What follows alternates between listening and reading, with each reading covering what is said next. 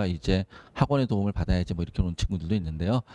그런 분들에게 좀 2024학년도에 대학 입시에 대해서는 좀 어떤 것들이 준비되어 있는지, 그리고 무엇이 바뀌고 입시학년이 어떤지에 대해서 저희 이투스, 저희 회사 이제 청설학원인데, 청설학원 하면은 그냥 학원으로만 아시는 분들이 대단히 많으신데, 이투스라는 교육기업이 있어요. 거기에 보면은 뭐 학생들은 이름 많이 들어봤겠죠. 워드마스터나 수학의 바이블 같은 책을 펼쳐나는 출판사도 있고, 저희 회사 내부에 저희 청설학원이나 강남아이 파원 같은 재수와 단과를 하는 학원들도 있고, 그 다음에 이투스 교육평가, 이투스 온라인도 있고, 그 다음에 이투스 교육평가 연구소라고 우리나라에서 제일 큰 입시 연구소도 있습니다. 그래서 오늘은 저희가 이제 반수반 설명회를 향후 몇 번을 할 건데, 첫 번째 시작하는 반수반 설명회예요. 보통 반수반 설명회가 6월 중순 정도에 이제 하면 학생들이 좀 많이 와서 앉아 있어요, 사실은요.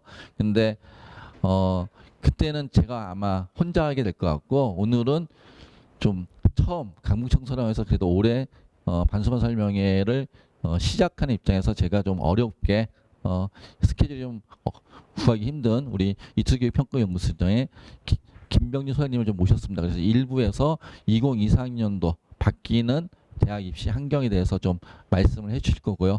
그리고 2부 순서는 제가 저희 강북청소년이 준비하는 프로그램이 어떤 건지, 그리고 저희가 어떻게 학생들을 뭐 가르쳤고 또 실적을 만들어내고 있는지, 이런 것들에 대해서 제가 설명을 드리는 시간을 갖도록 하겠습니다. 자, 그러면은 시간이 있으니까 바로 시작하도록 하겠습니다. 오늘 걸리는 시간 총 한 2시간 정도 걸릴 것 같아요. 그래서 좀 잘 들어주시면 많이 도움이 되실 것 같습니다. 예, 이투교육평가연구소의 김병준 소장입니다. 네, 안녕하세요. 이투스 교육평가연구소장 김병준입니다. 뭐 여러 가지 걱정 많으실 텐데 그냥 시작하기 전에 잠깐만 하나만 여쭤볼게요. 사탐 얼마나 되세요? 사탐 하시는 분? 둘. 네네. 셋. 그 이제 뒤에 이제 설명을 할 때 사탐 가탐을 다 설명을 해야 돼서 그러니까 뭐 사탐만 계시거나 가탐 계시면 설명드릴 필요가 없으니까 그래서 말씀드린 거고요.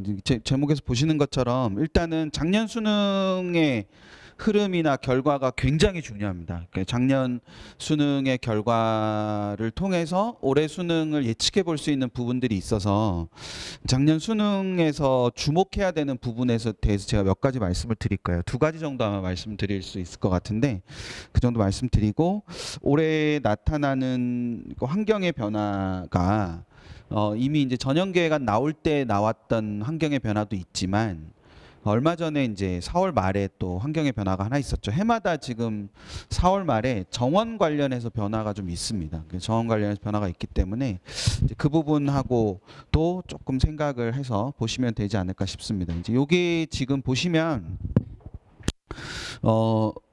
이게 이제 그냥 프로젝터로 오는 것보다 훨씬 선명해가지고 잘 보이실 텐데, 이게 그 국어와 수학의 이 1등급 분포 현황입니다. 그러니까 2022학년도와 2023학년도 두 번의 선택형 수능을 봤는데, 그 두 번의 선택형 수능에서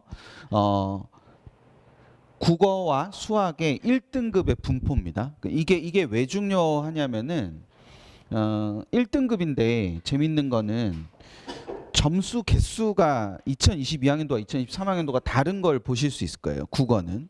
수학은 점수 개수는 같죠. 예, 그러니까 수학은 점수 개수는 같지만 국어는 점수 개수가 이렇게 다르다는 걸 보실 수 있는데, 이게 이 점수 개수라는 게 왜 중요하냐면 이게 앞으로도 되게 중요한 부분인데, 잘 아시다시피 1등급은 4%입니다. 근데 4%의 덩어리를 10등분을 했을 때랑 20등분 했을 때의 가장 큰 차이는 변별력에 있겠죠. 그러니까 국어와 수학을 합친 걸로 애들이 대학을 가는데, 보통 정시 같은 경우에는 국어와 수학을 합쳐서 대학을 가는데, 국어는 똑같이 1등급 안에 4% 양쪽에 4%인 아이들이 있다. 그런데 양쪽 다 1등급 받은 애가 있는데 국어는 뭐 20등분 나는데 수학은 10등분이 난다. 그러면 수학은 변별력이 없고 국어만 변별력이 있는 거예요.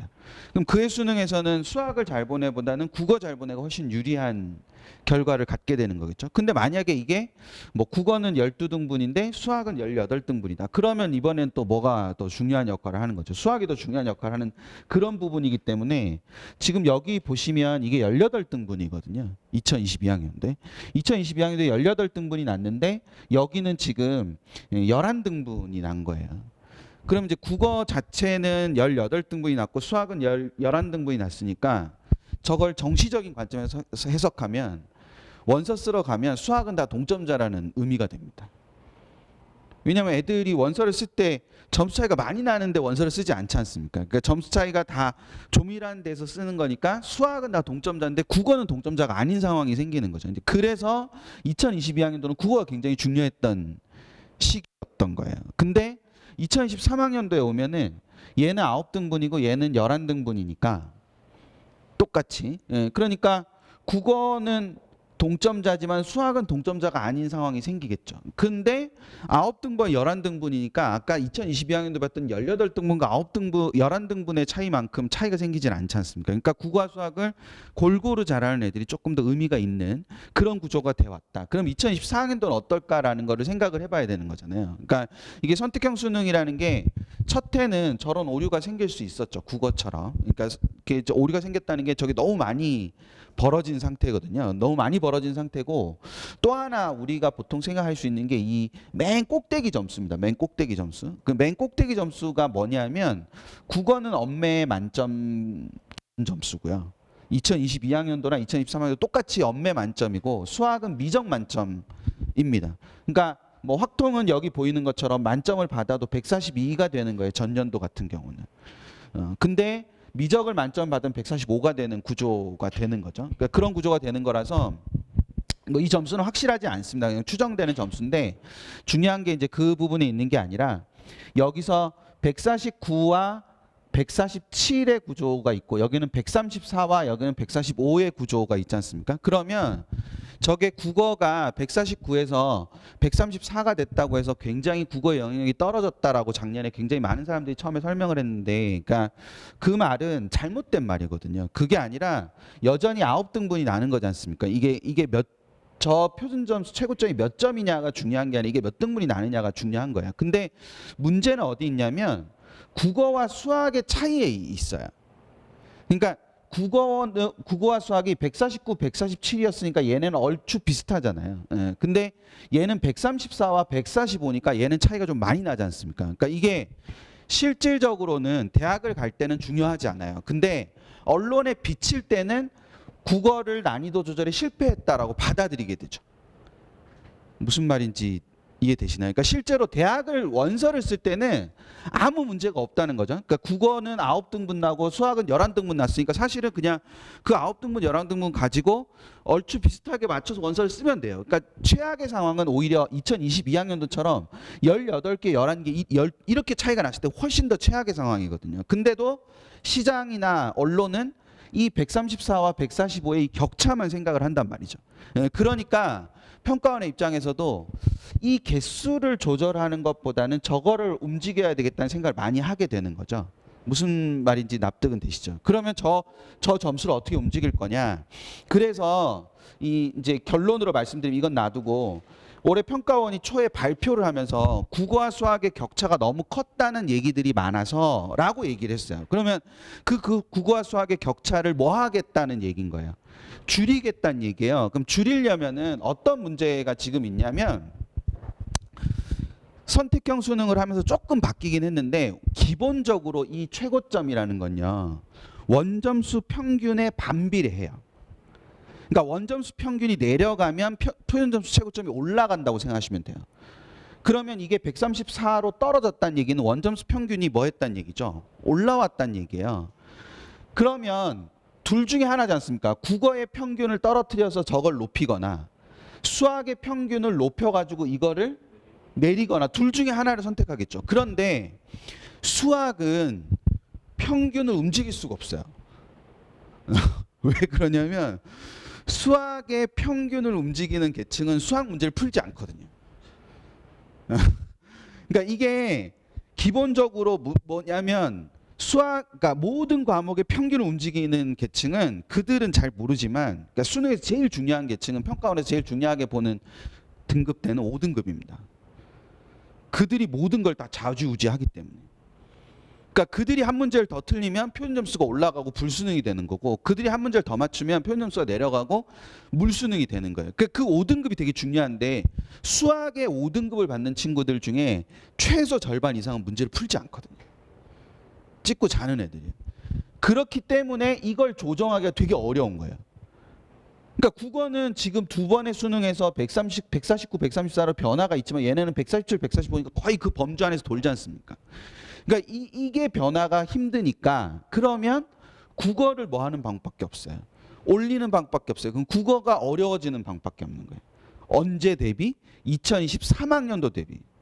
근데 2022학년도 대비는 쉽겠죠. 저렇게 나오면 안 되니까. 149가 나오면 안 되니까. 그러니까 여기서 국어를 전년도 수능보다 하나나 두 개 정도 더 어렵게 내면 돼요. 근데 여기서 착각을 하시면 안 돼요. 하나나 두 개를 더 어렵게 내는 거를 킬러로 어렵게 내는 게 아니에요. 5등급은 어차피 킬러가 쉬우나 어려우나 안 풀어요. 평균을 움직여야 된다 그랬잖아요. 그러니까 5등급이 풀 수 있는 문제를 어렵게 내면 평균이 그만큼 떨어지게 되는 거고, 그러면 결과적으로 저 표점이 높아질 수밖에 없는 구조가 되는 거죠. 무슨 얘기인지 이해하시죠? 예. 잘 모르시겠지만 5월 달에 우리 고3들이 5월 학평을 보면서 굉장히 큰 일을 하나 했어요. 그게 뭐냐면 서울대가 올해부터 과학2 지정이 폐지가 됐어요. 그래서 서울대 그러니까 과학2를 하는 애들이 실질적으로 과학2를 공부하는 애들이 별로 없는 거죠. 네, 그러다 보니까 애들이 근데 이제 진로 선택 과목으로 과학2가 있기 때문에 진로 선택 과목으로 과학2를 내신 시간에 배우면서 한번 시험이나 볼까 이러면서 고3 애들은 그렇게 잘하거든요. 그래서 5월 모의고사를 본 거예요. 5월 학평을. 예, 그래서 2 과목이 만점 표점이 100점이 넘어요. 원래 탐구 과목 표준 점수 최고점은 100점이에요. 이론상으로만. 예, 국어 수학은 200점이고. 근데 여기 200점 하나도 없잖아요. 200점이 나오면 안 돼요. 그럼 문제를 출제를 실패한 거예요. 근데 탐구 과학 탐구 2가 4과목인데 물투, 화투, 생투, 지투 이렇게 4과목인데 물투가 98점이고요. 50점 만점이. 화투, 생투, 지투가 다 100점이에요. 근데 웃긴 건 계산하면 100점이 넘게 나와요. 계산식으로 계산을 하면 100점이 넘게 나와요. 네, 그게 이제 뭐 평균이랑 표준편차를 이용해서 하는 건데, 그래서 화투, 생투, 물투가 원점수 46점까지 표준점수가 다 100이에요. 굉장히 웃긴 상황인 거죠. 그래서 고3 애들이 무슨 생각하고 있냐면 야 어차피 원과목 해도 점수 안 나오는데 투 갈까? 이러고 있는 거예요. 왜냐면 찍어도 11점 나올 것 같거든. 어느 정도냐면 G2 11점이랑 G1 24점이랑 표점이 같아요. 그럼 애들 입장에서는 그냥 뭐 G2 가가지고 찍어도 점수 나오고 등급은 맞추겠네? 최저는 맞추면 되니까 뭐 이런 생각을 하겠죠. 그게 되게 웃긴 상황이 되는 거예요. 그러니까 그래서 G2로 그러니까 2 과목으로 간다. 2 과목으로 갔는데 더 웃긴 상황은 2 과목으로 가서 공부를 하면 안 돼. 그러면 자기의 목적이 달성 못하는 거잖아. 공부를 안 해서 전체적으로 평균이 더 뭐 해야 되는 거예요. 떨어져야 되는 거예요. 그게 표준 점수의 원리라니까요. 예. 생투는 평균이 13점이에요. 예. 50점 만점에 전체 집단 평균이 13점이라고요. 예. 표준 편차가 6 얼마밖에 안 되고, 그러니까 계산하면 100이 넘게 나오는 그런 상황이 되는 거죠. 그러니까 그래서 국어에서 그러니까 제가 이 말씀을 드린 이유가 5등급이 풀 수 있는 문제를 조정을 해야 그 평균이 내려갈 수 있다는 거죠. 그래야 평균 자체가 올라갈 수 있는 거니까. 보통 시험이 어려워진다 그러면 그 대부분의 학부모님들이랑 학생들은 뭐 어떻게 착각을 하냐면 자꾸 킬러가 어려워진다고 생각을 한단 말이죠.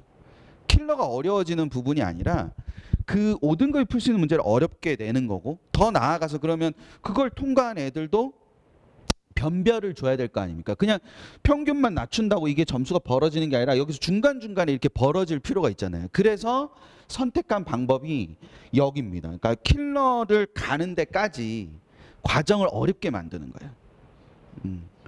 그러니까 이거는 뭐를 이해하셔야 되냐면, 자, 오늘 이제 다 잊으셔도 이것만 이해하고 가셔도 되게 도움 많이 되실 거예요. 자, 2022학년도부터 선택형 수능이 시작됐는데 2020학년도까지, 그러니까 2021학년도 말고 2020학년도까지, 그러니까 2021학년도까지 수학가와 수학나가 나눠서 시험을 봤어요. 근데 2020학년도까지 7, 8년 동안을 수학가의 1등급 컷이 92점이었습니다. 원점수. 단 한 해도 바뀌지 않고. 그러니까 이게 의미하는 바가 있어요. 그러니까 굉장히 7, 8년 동안 항상 1등급 컷이 92점이었다는 얘기는 시험 문제를 굉장히 잘 내거나 애들이 92점이 목표이거나 둘 중에 하나입니다. 근데 1등급 전체 중에 92점이 차지하는 점유율이 어느 정도였냐면 그 7, 8년 동안 제일 낮았던 애가 68%였고요. 제일 높았던 애는 73%가 넘었습니다. 근데 그 얘기는 아니 점수가 100점도 있고 뭐 97점도 있고 96점도 있고 이렇게 점수가 있어야 되는데 그 92점이라는 점수 자체가 절반이 아니라 거의 60, 70%가 된다는 얘기는 모든 애들이 1등급 안에서 92점 1등급이 된다는 얘기거든요. 그걸 다른 말로 바꿔 말하면 두 문제를 버리고 28문제만 열심히 한다는 얘기입니다. 그게 왜 그런 현상이 생겼냐면 두 문제가 너무 어렵기 때문에, 그 애들 표현으로는 신계의 문제였기 때문에 그거를 풀 엄두조차 못 내는 거죠. 근데 나는 1등급이 필요하니까 28문제만 맞추면 된다. 그래서 두 문제 버리고 28문제를 최선을 다해서 푸는 거죠. 그 상황이 된 거예요. 그러면 아까 말씀드렸던 것처럼 수학의 변별력이 없어지죠. 그럴 거 아닙니까? 원서 쓰러 가면 내 주변에 모든 애들이 92점일 거 아닙니까? 그러니까 수학의 변별력이 오히려 없어지는 거죠. 그래서 평가원이 선택한 방식이 2021학년도부터 뭐였냐면 그 두 문제를 인간계로 내리고, 그래서 애들이 손은 댈 수 있게 해주는 거예요. 근데 손을 대려면 자격이 있어야 되는 거죠. 그게 그 앞단에서 덜컹거림 없이 와야 되는 거예요. 그래서 그걸 풀 수 있는 시간이 주어져야 되는 거라는 거죠. 뭔지 이해되시죠? 네, 그러니까 그 과정을 수학을 해서 성공을 했어요. 그래서 1컷이 떨어졌어. 88로. 그러니까 이제 평가원은 확신이 든 거죠. 그러고 2022학년도를 거쳐서 2023학년도에 딱 오면서 평가원이 시도한 게 뭐냐? 모든 과목에서 그런 방식을 취하는 거예요. 탐구도 킬러를 너무 어렵게 내지 않고, 어렵게 내지 않아도, 그래서 맨날 욕을 안 먹어도, 그러니까 이건 뭐 예를 들어서 화학 문제인데 화학과 교수도 못 풀어 그러면서 맨날 욕 먹으니까 그걸 좀 더 낮추고 그 앞단에서 그 문제까지 못 가게 하는 거죠. 무슨 말인지 이해되죠? 그러니까 애들이 무슨 얘기를 하냐면 시험 끝나고 나서 다시 풀어보니까 다 풀 수 있었어. 어려운 거 아니었어. 이런 얘기를 하는 거예요. 도대체 뭐가 킬러였던 거야? 뭐 이런 얘기를 하는 거죠. 근데 시험 시간에는 시간이 없어서 못 푸는 거예요. 그런 현상이 계속 생기는 겁니다. 그리고 수학에서도 97점짜리가 계속 늘고 있거든요.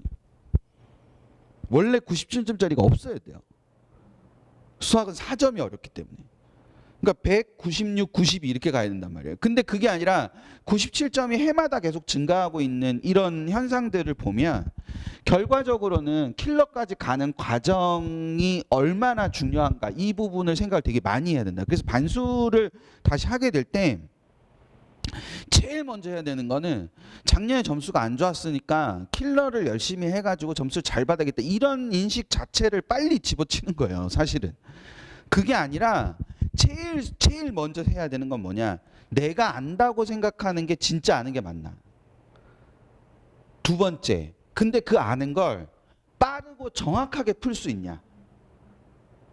그러니까 빠르고 정확하게 풀어야 그 다음에 기회가 생기는 거예요. 근데 이걸 빠르고 정확하게 못 푼다. 그러니까 빠르게는 푸는데 정확하게 못 푼다. 그럼 한 번 더 풀어야 되잖아요. 그럼 그 시간이 그만큼 가는 거잖아요. 그러면 그 뒤에서 할 수 있는 게 없는 거예요.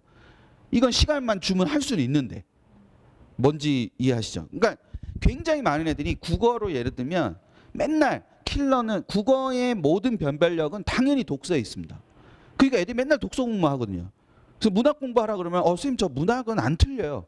틀려서 문학 공부를 하라는 게 아니라 문학을 빠르고 정확하게 풀어서 독서를 할 시간을 확보해야 되기 때문에 문학을 하는 겁니다. 그래서 문학이 완전해지는 게 굉장히 중요하거든요. 그런 것처럼 모든 탐구 과목에서도 그 과정을 거치는 게 되게 중요하다. 따라서 거의 이제 뭐 공부를 시작하고 한두 달 정도는 내가 잘한다고 생각했던 거 그리고 안다고 착각하고 있는 것들이 진짜로 내가 알고 있는 건지 그리고 빠르고 정확하게 풀 수 있는 건지 그래서 그 빠르고 정확함을 확보하는 게 굉장히 중요합니다. 굉장히 큰 착각 중에 하나가 내가 못했던 거를 잘하게 되면 점수가 잘 나오지 않을까. 못했던 거를 잘하게 될까요? 너무 절망적인가? 못했던 걸 잘하게 될까요? 못했으니까 시험 직전까지 하는 거예요. 근데 그걸 시험 직전까지 하려면은 내가 잘하는 게 흔들리지 않아야 돼요. 그러니까 내가 잘하는 거를 튼튼하게 해놓는 게 되게 중요하다는 거죠. 그러니까 거기에 쏟는 시간들이 필요하다는 생각을 좀 하시고 결과적으로 요 말이 굉장히 중요한 말입니다. 사실은. 그 또 하나는 여기 있는데 지금 보시면 이제 사과탐 대표 과목이 있어요. 사과탐 대표 과목이 있는데 2022학년도를 잘 보시면 위에 사탐이 있고 밑에 과탐이 있습니다. 근데 2022학년도를 보시면 생원 맨 위에 66이라고 적힌 게 보이실 거예요. 그렇죠? 그리고 사문 맨 위에 68이라고 적혀 있는 게 보이십니다. 찾으셨죠? 네. 똑같은 자리로 생원 지원으로 가면은 72, 74 이렇게 돼 있어요. 저게 무슨 뜻이냐면 생윤 사문을 만점을 받았어요. 그럼 2022학년도에는 표점이 두 개 합쳐서 134가 된다는 얘기야. 근데 생원 지원을 만점을 받았어요. 그럼 두 개 합쳐가지고 146점이 되는 거예요. 그럼 이미 12점이 차이 나죠. 자, 이게 무슨 뜻이냐면은 애들이 총점을 갖고 지원을 하지 않습니까? 근데 얘네가 과탐을 한 애들이 그러니까 수학의 문제가 아니에요. 그러니까 이거를 정확하게 이해하세요. 수학을 확통을 했기 때문에 입시를 망했다? 아니요. 그런 상황이 아니에요. 그게 아니라 사탐과 과탐을 봤을 때 이미 과탐에는 존재하지만 사탐에는 존재하지 않는 점수가 있다는 거예요. 무슨 말인지 이해되세요? 그러니까 얘가 일로 넘어가면 얘랑 싸워줄 사탐이 필요한데 사탐이 이미 존재하지 않는 거죠. 그 점수가. 그러니까 그냥 얘가 와서 싸우면 그냥 이기는 거예요. 단적으로 보시면 얘는 100이 있지 않습니까? 얘도 100이 있잖아요. 100분위가. 근데 얘는 100이 있긴 하지만 바로 98로 떨어지고 99가 없죠. 그리고 저쪽은 100 자체가 없고 그냥 99로 시작하고 바로 다음이 94잖아요. 그냥. 그러니까 생활과 윤리를 한 문제를 틀리면은 100분위가 바로 94가 된다는 얘기예요. 생원은 한 문제를 틀려도 100인데. 그러니까 이게 경쟁 자체가 안 되잖아요. 그런 문제가 생긴 거예요. 근데 2023학년도 잘 보세요. 2023학년도 잘 보시면 생윤 사문이 72, 72거든요. 그 144예요. 그리고 생원 지원은 72, 73이니까 145예요. 싸울만 하잖아요. 그리고 100이 있지 않습니까? 그리고 사문이 100이 있지 않습니까? 뭔 얘기인지 보이세요? 네. 그래서 거의 최근 한 15년 동안의 수능 역사상 사탐이 저렇게 나온 게 처음이에요. 15년 중에 14년을 사탐이 저렇게 나왔어요. 2022학년도처럼. 근데 2023학년도에 처음으로 저렇게 나온 거란 말이죠. 그러면 그 사탐이 저렇게 나오게 된 계기도 아까 똑같은 거예요.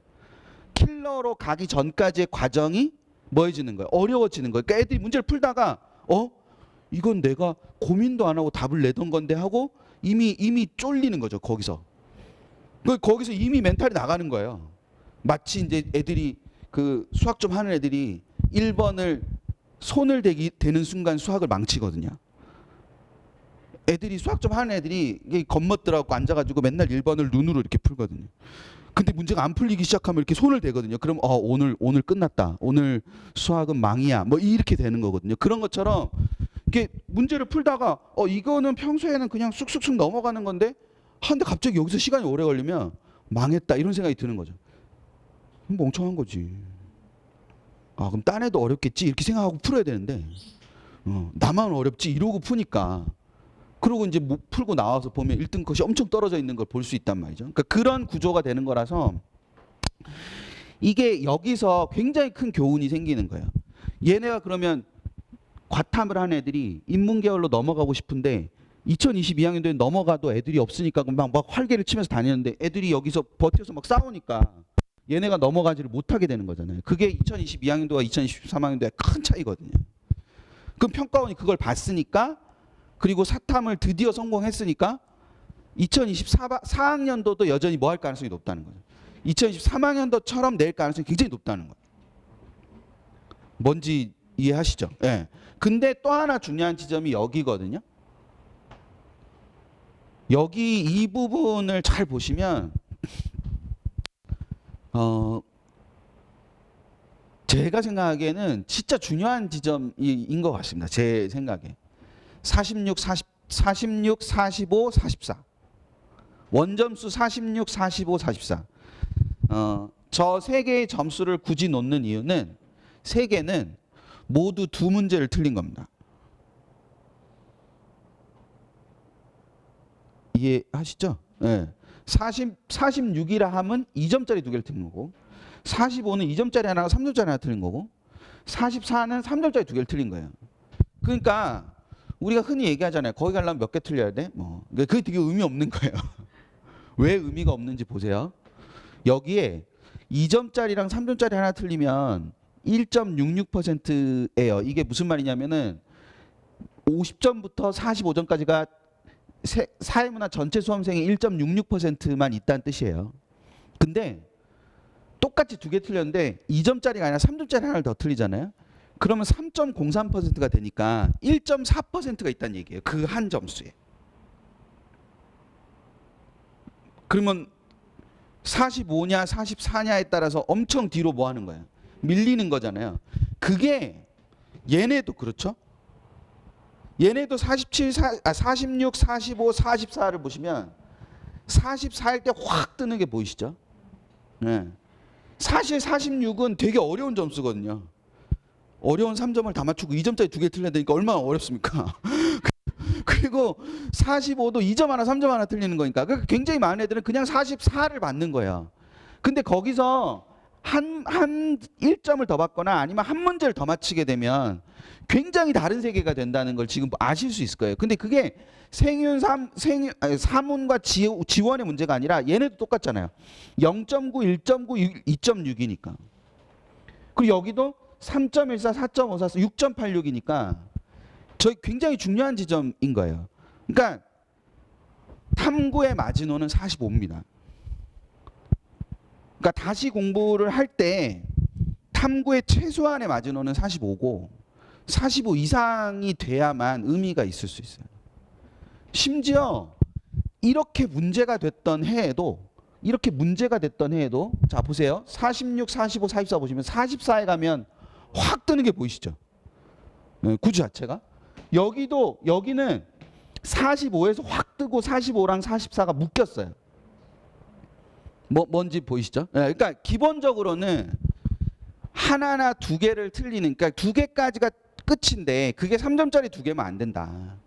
기본적으로 45라는 거 자체를 좀 중요하게 좀 생각을 하셨으면 좋겠다라는 거. 그걸 좀 염두에 두시고 보셨으면 좋겠고, 이 1점이 그러니까 이 45, 44, 46, 45 얘네 사이가 지금 제가 문제수 똑같은데 그냥 1점이라 그랬지 않습니까? 그 1점이 어느 정도로 중요하냐면 예를 들어서 얘네 둘을 지금 보시면 이게 일부러 이제 원래 성적표에는 원점수가 없는데 원점수 저기다 기입을 해놨어요. 원점수 기입을 해놨는데 얘네 둘이 다 성적 같은데 국어가 A가 1점이 높죠. 원점수로. 그러니까 표점도 1점이 높아요. 그리고 지구과학이 1점이 높아요.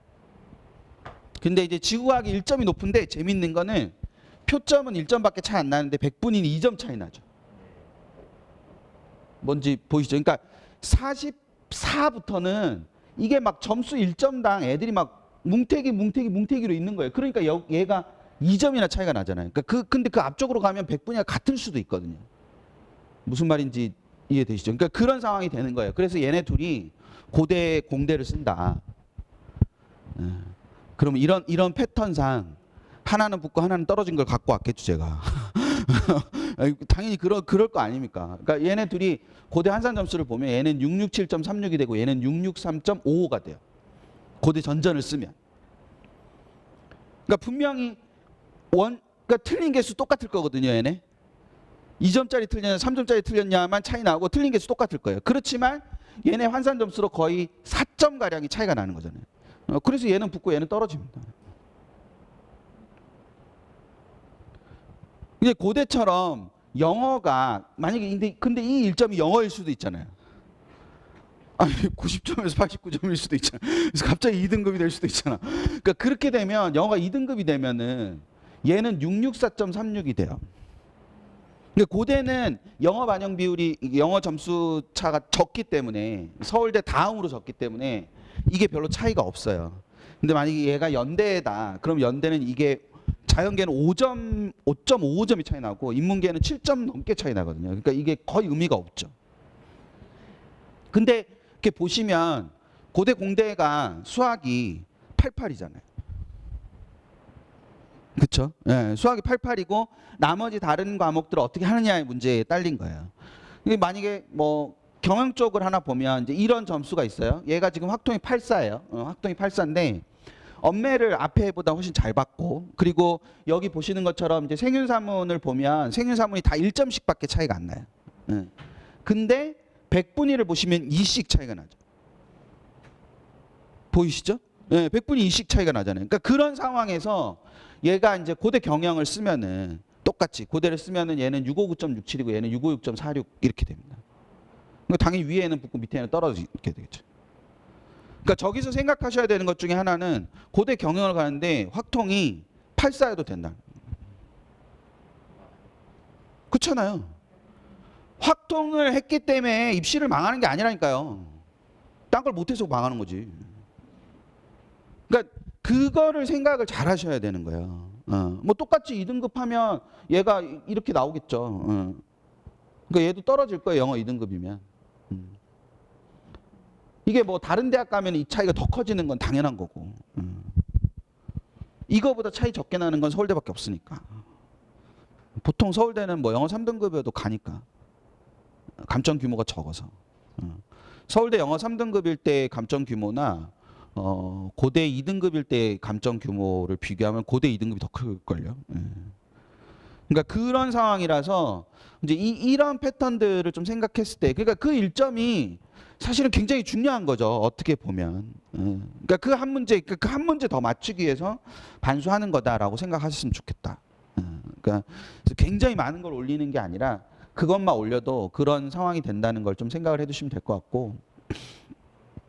이거는 이제 뭐 얼마나 수요가 있을지 모르겠지만 올해 변화들 중에 하나니까 좀 기억을 하고 계셔야 되는 것 중에 하나인데 이게 이제 학추가 굉장히 중요해졌습니다. 그 이제 모든 대학들이 다 학추를 하게 되면서 중요해졌고 그게 우리 아이가 학추를 쓸 수 있다 없다를 떠나서 거기에 자원이 빨려 들어가게 되면 그 빨려 들어간 자원 때문에 다른 쪽에 영향을 주는 부분이 있어서 저게 되게 중요해졌는데 이게 좀 파란색 조금 눈에 띄는 파란색으로 돼 있는 게 작년하고의 변화예요. 그래서 올해 이제 수시의 키는 고대가 쥐고 있는데 고대를 쓰시든 안 쓰시든 고대가 쥐고 있고 고대의 영향이 아무리 못해도 뭐 건대나 동국대까지는 내려올 거기 때문에 굉장히 고대의 수시의 역할이 굉장히 큽니다. 그 첫 번째가 졸업생이 학추를 못 쓴다는 점. 그러니까 졸업생이 학추를 못 쓰게 되면 결과적으로 최저를 맞추고 그러니까 최저를 못 맞췄던 애들, 그러니까 최저를 맞추고 졸업생이었던 애들이 고대를 못 가는 상황이 되는 거고, 그러면 이제 고대 합격자 수가 줄게 될 거고, 그럼 정시로 넘어온 인원이 많아질 수도 있는 거고, 아니면 저것이 또 다른 의미로 생각하면 재학생들이 오히려 더 공격적으로 저기를 지원하게 되면 그 친구들이 썼던 원서 한 장이 어딘가 있었을 거 아닙니까? 고대를 안 쓰고 썼던 원서 한 장이.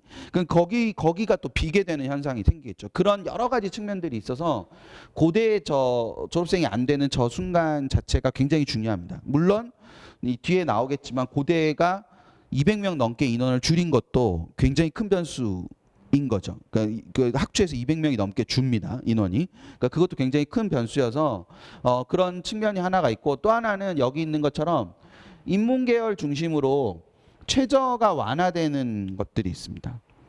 그러니까 이거는 이제 대학들은 원래 항상 한 발 늦어요. 한 발 늦고 2022학년도에 이제 굉장히 많은 인문계열 애들이 최저를 못 맞추는 상황이 생겼는데, 그러면 최저를 인문계열은 좀 낮춰야 되겠다라고 생각을 하는데 대학이 법적으로 그걸 2023학년도에 적용을 못 해요. 그런 욕심이 생겨도. 왜냐하면 2023학년도 전형계획안 이미 나온 상황이기 때문에 그걸 함부로 못 바꿉니다. 그러면 그걸 제일 빨리 반영할 수 있는 시기가 언제냐? 2년 뒤에 전형계획이거든요. 그러니까 2022학년도 입시가 끝나고 제일 빨리 반영할 수 있는 게 2024학년도. 2023학년도가 끝나고 제일 빨리 반영할 수 있는 게 2025학년도, 이런 식이란 말이죠. 그래서 2023학년도에는 변화가 없다가 2025학년도에 갑자기 변화하는 이유는 2022학년도의 대학들의 경험 때문에 그렇습니다. 그래서 최저를 좀 낮추는 이런 단계가 된 것이 있다라는 거, 그걸 하나 생각해 두시면 될 것 같고, 또 하나는 이제 아까 사탐 수험생들한테는 조금 별로 이제 해당 사항이 없는 얘기이긴 하지만 여기가 이제 전체적으로 좀 생긴 것이 있다. 제가 전해가 어떻게 분배가 되느냐에 따라서 굉장히 큰 지형의 변화가 생깁니다. 그러니까 이게 왜 중요하냐면은 어떤 모집 단위가 새로 생길 때 대체로 지금까지는 다른 데서 정원을 끌어와요. 그러니까 뭐냐면 A 학과를 새로 만들어요. 그러면 기존에 존재하던 학과에서 5명씩 빼와가지고 20명을 만들어서 해요. 그럼 다른 학과도 이 정원이 줄잖아요. 근데 얘네는 무슨 문제냐면 기존 학과가 그대로 존재하는 상태에서 저만큼이 더 생기는 거예요. 817명이 자연계열에 생기는 거예요. 수도권에만. 지방은 이제 지역권으로 가면은 1000명이 넘거든요. 근데 이제 재밌는 건 서울대를 보시면 서울대가 4개 모집 단위가 생기는데 최소 50명 이상의 모집 단위예요, 다. 그러면 4개 모집 단위니까 200명이 넘지 않습니까? 그래서 218명이 생기거든요. 그럼 서울대 자연계열에 218명이 더 생긴다는 얘기는 다른 대학들의 커트라인이 그만큼 뭐 할 수 있다는 거죠.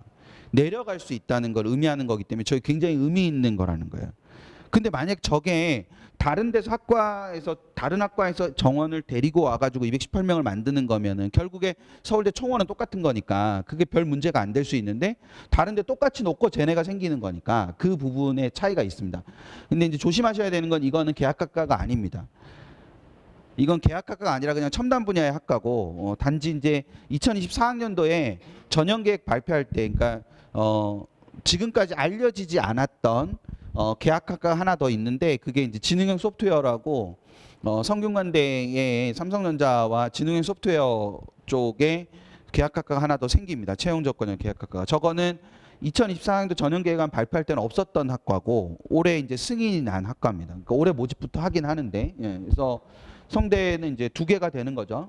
기존에 존재하던 이제 반도체 시스템이 있고, 그 다음에 여기 지능형 소프트웨어 이렇게 해서 2개가 되는 겁니다. 둘 다 삼성전자랑 하는 건데, 이런 변화들이 있으니까 그걸 하나 생각해 두시면 될 것 같고, 또 하나는 아까 말씀드린 대로 여기에 인원이 200명이나 주는 게 되게 크다. 그러면 이제 우리는 학추랑은 상관없다라고 하셔도 저게 되게 중요한 게, 그럼 저 200명을 어디 갔을까를 생각하셔야 되는 거죠. 고대 안에서 어디론가 갔을 거 아닙니까? 고대가 총 정원에서 200명을 빼지 않았다면 그런 일은 죽어도 일어나지 않죠. 저 200명이 4년 동안 내는 등록금을 생각해 보세요. 그러니까 그런 일은 일어나지 않습니다. 그러니까 이게 그 200명 어디론가 갔을 거예요. 어디로 갔는지 이렇게 보니까 얘네가 요렇게 갔단 말이죠. 종합전형 쪽으로 간 거예요. 근데 종합전형으로 가도 얘가 55와 98이니까 합쳐봐야 뭐 150명밖에 안 되니까 또 50명이 사라졌잖아요. 그러니까 그 50명은 정시로 간 거죠. 왜냐하면 고대 정시가 전형이 2개가 되니까 올해. 그러니까 기존에 있던 전형하고 교과 우수형하고 2개가 생기니까 그러면 뽑는 인원이 더 많이 필요하지 않습니까? 그러니까 그렇게 되는 거예요. 근데 그렇게 생각을 해보니까 그러면 수능 100%랑 하나는 수능 100%고 하나는 교과를 보는, 수능을 많이 보긴 하지만 교과를 보는 전형인데, 그럼 이거를 기존에 있던 인원에서 쪼개서 했으니까 수능 100% 인원은 고대는 준 거죠. 무슨 말인지 이해되세요? 그러니까 이걸 합치면 800명. 그러니까 단순하게 생각하면 이래요. 이 두 전형을 합치면 800명이야. 예를 들어서 800명인데 요게 수능 100이 500명이고 뭐 교과를 보는 게 300명이야. 그래서 800명이야. 근데 원래 작년까지 수능 100으로는 뭐 600명을 뽑아왔었어. 그럼 600명에서 500명 됐으니까 100명이 죽은 거잖아요. 그러니까 그런 체계가 되기 때문에 그런 변화들이 좀 있다라는 거. 이제 그걸 하나 생각해 두시면 될 것 같고, 아까 말씀드린 것처럼 전년도 입시 결과, 그러니까 2022학년도 결과가 2024학년도에 적용이 되면서 이렇게 전체적으로 최저가 좀 변화하는 부분이 있습니다. 그러니까 인문계열뿐만 아니라 인문자연 모두 변화되는 쪽도 있고, 그리고 또 하나는 선택형 수능이 돼서 어떤 의미에서 보면은 수능은 막 계열이 다 터져 있는데 대학은 뭐 중심으로 뽑으니까, 계열 중심으로 뽑으니까 말들이 많았잖아요. 그래서 성대랑 서강대가 정시에서 수능 수학 탐구 응시 지정 과목을 아예 폐지를 했다. 이 말이 무슨 말이냐면은 우리 자연계열로 오려면 미적 기하 중에 하나를 수학은 해야 되고 탐구는 과탐을 해야 돼라는 게 있던 게 2022학년도와 2023학년도인데 2024학년도에 이걸 다 텄다는 거죠. 근데 뭐 성대는 치사하게 이제 뭐 과탐 필수 한 과목은 해야 된다라고 했고, 근데 서강대는 진짜로 저게 아무것도 없습니다. 저게 단순히 수능 정시만 그런 게 아니고 수시도 마찬가지예요. 수능 최장력 기준도 똑같은 적용을 받는 거기 때문에 이렇게 되는 게 있다라는 거. 이제 그걸 하나 생각을 해두시면 되고. 근데 이제 이거는 실효가 별로 없을 것 같고요. 제 생각에는 좀 더 실효 있는 거는 요건데, 경희대의 저 4개의 모집 단위, 특히 이제 한예가 있어서 저게 되게 중요한데, 저 4개 모집 단위는 원래부터 인문하고 자연을 분리해서 인원을 뽑아요. 그러니까 20명을 뽑는다. 근데 인문으로는 13명 뽑고 자연으로는 7명 뽑고 뭐 이런 식으로 하는 겁니다. 또는 인문으로는 7명 뽑고 자연으로는 13명 뽑고 이런 식으로 나뉘어지는 거예요. 근데 2022, 23에 무슨 일이 벌어졌냐면, 저기도 만약에 지리학과다. 지리학과 인문이 있고 지리학과 자연이 있다. 근데 자연은 미적 기하랑 과탐 지정이고 인문은 터져 있는 거죠. 그러면 이제 지리학과 인문으로 미적 기하 과탐 하나가 다 넘어가는 거예요. 무슨 말인지 이해되시죠? 그러니까 이제 얘네가 인문 모집 단위를 따로 모집하는 이유가 없어지는 거죠. 그래서 경희대가 선택한 방식은 이 인문은 확통사탐만 올 수 있다. 그러니까 미적기하는 아예 못 오는, 미적기하 과탐은 못 오는 거예요. 그러니까 확통사탐만 올 수 있다. 그럼 최저도 확통사탐으로만 최저를 맞춰야 되는 거예요. 무슨 말인지 이해되시죠? 그러니까 이런 체계가 된 거예요. 이게 2025학년도에 가면 어떻게 대학들이 선택을 하냐면, 이제 뭐 그냥 재미로 모르셔도 되죠. 2025학년도니까 모르셔도 되는데 그냥 재미로 2025학년도에는 사탐에 가산점을 주는 걸로 바뀌어요. 그러니까 이걸 다 트고 인문은 사탐에 가산점, 자연은 과탐에 가산점 이렇게 주는 거예요. 뭔지 이해되시죠? 그 연대부터 이제 다 그 가산점을 주는 거예요. 경희대는 4점이나 줘요. 엄청나요. 4점이면은 그게 굉장한 수치죠. 100분이 한 7, 8 정도 되는 거예요. 100분이. 그러니까 그게 굉장히 큰 점수여서, 그러니까 2025학년도는 다 대학들이 그 방식을 취하고 있어요. 그래서 그렇게 취하는 겁니다. 그리고 이제 서울시립대 같은 경우도 인문계열 3이라는 곳이 있는데, 인문계열 3은 어디냐면 이제 뭐 국문, 철학, 뭐 이런 영문 이런 거 있잖아요. 거기 모여 있는 데는 과탐 못 와요. 수학은 상관없는데 과탐은 못 오고 사탐만 와야 되고. 저게 이제 왜 그러냐면은 경희대 이제 입학사정관 분 중에 이제 제가 좀 아는 분이 있어가지고 제가 여쭤봤더니 그분이 굉장히 적절한 표현을 쓰셨는데, 학문 보호 차원에서 그렇게 결정했다. 그러니까 그게 뭐냐면 이게 근사하면 학문 보호인데요. 좀 적나라하게 말하면 애들이 없어갖고. 그러니까 과탐하고 갔어요. 갔는데, 그러니까 예를 들어 철학과를 갔어요. 내가 할 게 아닌데? 그러고 애가 나오는 거예요. 그러면 이게 그 애들이 없으면 학과가 운영이 안 되잖아요. 존속이 안 되잖아요. 그럼 근데 계속 철학과를 갖고 있고 싶어. 그러니까 이제 이런 상황이 되는 거다라고 해석하시면 돼요. 그래서 그 부분을 염두에 두시면 될 것 같고, 또 하나는 이제 요게 제 이런 게 아무 쓸모 없다는 걸 고3들이 엊그저께 해줬죠. 고3들이 2를 폐지했다고? 그러면 재미를 한번 볼까? 뭐 이런 상태인 거예요. 저는 물화가 늘지 않을까? 뭐 이런 생각을 했는데 왜냐하면 이제 물리화학 지정 모집단위가 생겨서 근데 이제 그런 저의 그 예상을 아주 비웃듯이 애들이 저렇게 해준 거죠. 그러면서 한양대 투과전점 없어졌고 서강대는 왜 그런지 모르겠지만 하여튼 투과전점을 만들었습니다. 이게 투과전점 또 아주 조금 주면서 만들었고 서울과기대는 원래부터 존재하던 거고 아까 이제 서울대랑 고대에 특히 고대에 교과 반영이 생긴다는 거 말씀드렸죠. 그래서 그거 생각을 해두시면 될 것 같고 서울대는 C가 있냐 없냐만 핵심이고요. 그러니까 저 C라는 건 이제 서울대 평가. 그러니까 진로 선택 과목의 C 말고 서울대가 평가할 때 C가 있느냐 없느냐의 변수만 있고 고대는 완전히 다릅니다. 서울대랑. 그래서 서울대랑 굉장히 달라서 등급별로 점수를 매기는 거라서 저거는 굉장히 큰 변수로 작용을 할 거예요. 그래서 아마도 수능과 상관없이 내신만으로 갈 수도 있는 그런 상황이 생길 수도 있습니다. 근데 내신이 좋은 애들이 남아 있다면, 근데 남아 있지 않을 것 같아서 그게 좀 걱정이긴 한데, 근데 이제 아까 말씀드린 것처럼 인원이 역으로 수능 중심의 인원은 오히려 뭐 했을 수 있다, 줄었을 수 있다. 그러니까 그거를 좀 조심해서 보실 필요가 있다는 거, 이제 그거를 생각을 좀 해두시고 챙기셔야 되는 것 중에 하나, 혹시나 교과 전형을 쓰시게 되면 2023학년도랑 달라진 것 중에 하나가 정성평가를 하는, 그러니까 진로 선택 과목의 세특을 보고 뭐 이렇게 그 정성평가하는 대학들이 늘었어요. 늘었으니까 그거를 좀 잘 체크를 하시면서 만약에 쓰시게 될 때 하시면 되지 않을까 싶습니다. 근데 이제 뭐 다시 하게 되는 가장 궁극적인 거는 앞에서 말씀드렸던 것처럼 수능을 좀 변화시키는 것이 크죠.